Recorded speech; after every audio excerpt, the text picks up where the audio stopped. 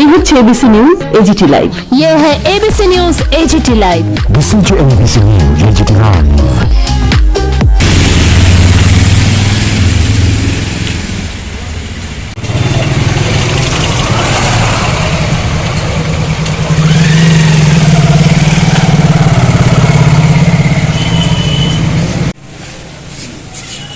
Tripura human rights organisation আজকে এখানে এই প্রতিবাদ কর্মসূচি পালন করছি।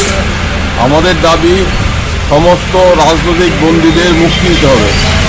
আমরা দাবি করছি অবিলম্বে ষড়যন্ত্রমূলক ভীমে কোড়াগাঁও মামলা প্রত্যাহার করতে হবে। আমরা দাবি করছি উপদ্রুত এলাকা আইন বাতিল করতে হবে। বেআইনি কার্যকলাপ প্রতিরোধ আইন উপা আনলফুল অ্যাক্টিভিটিস প্রিভেনশন অ্যাক্ট, এটা একটা বেআইনি কালা কানুন, এটা বাতিল করতে হবে। আমরা দাবি করছি সামরিক বাহিনীর বিশেষ ক্ষমতা আইন অবিলম্বে বাতিল করতে হবে। আমরা দাবি করছি নাসা কালা কানুন বাতিল করতে হবে। এই সমস্ত আইনগুলো নাসা, উপা, সামরিক বাহিনীর বিশেষ ক্ষমতা আইন, এগুলো সবগুলো কালা কানুন। এই আইনগুলো প্রণয়ন করা হয়েছে মূলত প্রতিবাদকে দমন করার জন্য। আমরা গভীর উদ্বেগের সাথে লক্ষ্য করছি সারা দেশে কথা বলার অধিকার, মত প্রকাশ করার অধিকার, সরকারের সমালোচনা করার অধিকার, আমার ব্যক্তিগত মতামত প্রকাশ করার অধিকার ভয়ানকভাবে আক্রান্ত। সরকার মতামত প্রকাশ করার অধিকারের উপর বুলডোজার চালাচ্ছে। আমরা লক্ষ্য করেছি গত 2 বছর ধরে দেশের নামজাদা শিল্পী, সাহিত্যিক, কবি, আইনজীবী, বুদ্ধিজীবী, মানবাধিকার কর্মী তাদেরকে ভীমে কোড়াগাঁও ষড়যন্ত্রমূলক মামলায় আটক করে গ্রেপ্তার করে রাখা হয়েছে বিনা বিচারে। তাদের বিরুদ্ধে এখনো বিচার শুরু করা হয়নি। আমরা দেখেছি যে আনন্দ তেলতুম্বে, সুধা ভরদ্বাজ, ভেরন গঞ্জালভেন সহ 15 জন বিভিন্ন মানবাধিকার কর্মী তাদেরকে ভীমে কোড়াগাঁও মামলায় গ্রেপ্তার করে আটক করে রাখা হয়েছে। এই গ্রেপ্তার সম্পূর্ণ বেআইনি। ইতিমধ্যে বিভিন্ন বিশেষজ্ঞ মহলের তদন্তে প্রমাণিত হয়ে গেছে যে সরকার মিথ্যা জালিয়াতিপূর্ণ অভিযোগের ভিত্তিতে ভীমে কোড়াগাঁও মামলা সাজিয়ে 16 জনকে গ্রেপ্তার করেছে। ইতিমধ্যে আমরা জানি যে এই মামলায় অন্যতম অভিযুক্ত 84 বছরের বৃদ্ধ স্টেন স্বামী, বৃদ্ধ মানবাধিকার কর্মী, আদিবাসীদের অধিকার রক্ষার জন্য যিনি লড়াই করছিলেন, সেই স্টেন স্বামী অসুস্থ অবস্থায় বিনা বিচারে মারা গেছেন। তাকে চিকিৎসার সুযোগ দেওয়া হয়নি। তার জামিনের আবেদন বারবার অগ্রাহ্য করা হয়েছে।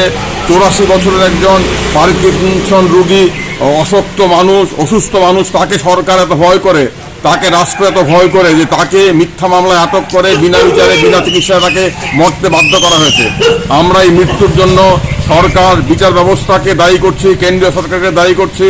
আমরা সারা দেশ জুড়ে মানবাধিকার কর্মীরা, গণতান্ত্রিক মানুষ দাবি তুলছেন অবিলম্বে সমস্ত ধরনের কালা কানুন প্রত্যাহার করতে হবে। ইতিমধ্যে আমরা আনন্দের সাথে লক্ষ্য করছি সুপ্রিম কোর্টও ইদানিং মন্তব্য করেছেন আমাদের দেশের প্রধান বিচারপতি স্বাধীন দেশে ভারতীয় দণ্ডবিধির 124 ক ধারা থাকার কোনো যুক্তি নেই। কারণ আমরা জানি উপনিবেশিক আমলে আমাদের দেশে আমাদের ভারতীয় দণ্ডবিধিতে 124 ক ধারা যুক্ত করা হয়েছিল। সেই ধারায় সরকারের সমালোচনাকে দেশদ্রোহ বলা হয়েছিল। আমরা দেখেছি এই ধারা ব্যবহার করে ব্রিটিশরা আমাদের স্বাধীনতা আন্দোলনের জনক মহাত্মা গান্ধী, গোখলে, বাল গঙ্গাধর তিলকদের গ্রেপ্তার করেছিল বারবার সত্য কথা বলার জন্য। আমরা ভেবেছিলাম স্বাধীন দেশে সংবিধানের উপনিবেশিক 124 ক ধারা থাকবে না, কিন্তু সেটা রয়ে গেছে। এবং বিগত 2014 সন থেকে কেন্দ্রীয় সরকার বিশেষ করে 124 ক ধারাকে ব্যবহার করছে সরকারের বিরুদ্ধে সমালোচনা করলে রাষ্ট্রদ্রোহ। দেখুন, মণিপুরের একজন সাংবাদিক ফেসবুকে পোস্ট করেছিলেন যে গরুর মূত্র খেয়ে করোনা সারবে না, করোনা রোগের চিকিৎসার জন্য ডাক্তারদের পরামর্শ অনুযায়ী চিকিৎসা করা প্রয়োজন, সেখানে গরুর মূত্র খেয়ে গোমূত্র খেয়ে করোনা সারবে না। যারা গোমূত্র খেয়ে করোনা সারানোর কথা বলে তারা মানুষকে বিভ্রান্ত করে। আমরা দেখলাম এই কারণে একজন সাংবাদিকের বিরুদ্ধে উপা আইনে তাকে বিনা বিচারে আটক করা হয়েছিল এবং সে 6 মাস জেলে ছিল।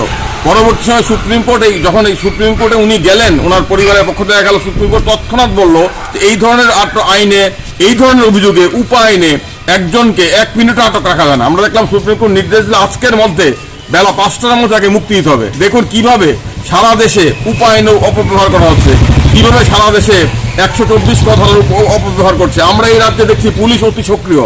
পুলিশ সাধারণ মানুষের গণতান্ত্রিক অধিকার, সাধারণ মানুষের কথা বলার অধিকার, সরকারের সমালোচনা করার অধিকার দমনে পুলিশ এই রাজ্যে অতি সক্রিয় সারা দেশের সাথে। আমরা এক ভয়ঙ্কর শ্বাসরুদ্ধকর পরিবেশে আছি, যেখানে গণতন্ত্র, মত প্রকাশের অধিকার, সাংবিধানিক অধিকার বিপন্ন হচ্ছে। এবং এর জন্য আমরা দাবি করছি, আমাদের এই কর্মসূচিতে আমাদের বক্তব্য হচ্ছে অবিলম্বে উপ আইন বাতিল করতে হবে। সুপ্রিম কোর্ট এই উপ আইন সম্পর্কে ইতিমধ্যেই কড়া মন্তব্য করেছে। আমরা দাবি করছি অবিলম্বে ভারতীয় দণ্ডবিধির 124 ধারা বাতিল করতে হবে। আমরা দাবি করছি নাস আইন বাতিল করতে হবে। আমরা দাবি করছি অ্যাসমা আইন বাতিল করতে হবে। আমরা দাবি করছি সেনাবাহিনীর বিশেষ ক্ষমতা আইন বাতিল করতে হবে। এবং আমরা দাবি করছি ভীমা কোরেগাঁও মামলা প্রত্যাহার করতে হবে। ভীমা কোরেগাঁও মামলায় আটক 15 জন রাজবন্দীর অবিলম্বে মুক্তি চাই।